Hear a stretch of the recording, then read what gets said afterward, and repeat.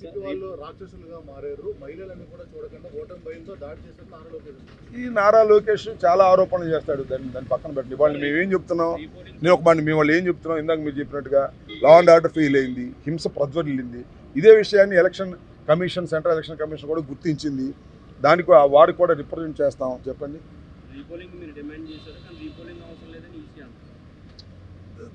నాకు ఆశ్చర్యమైంది అదే. మేము రీపోలింగ్ అడిగాం.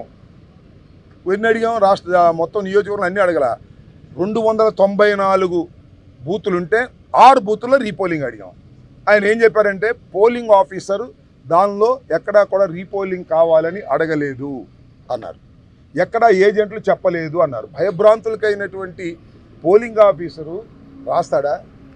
లేదా కొల్లుడై ఉండొచ్చు కదా. అందువల్ల నేను ఒక మాట చెప్పాను. ఏం చెప్పానంటే మీరు వెబ్ కెమెరాలు పెట్టారు కదా, please see the web cameras, open the web cameras.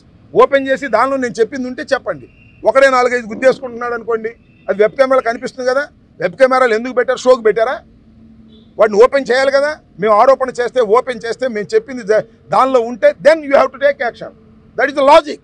ఆ లాజిక్ని కూడా ఎలక్షన్ కమిషన్ కాదంటే ప్రజాస్వామ్యానికి ప్రమాదం ఏర్పడినట్టుగా మేము భావించవలసి ఉంటుందని ఈ సందర్భంగా తెలియపరుస్తున్నాం.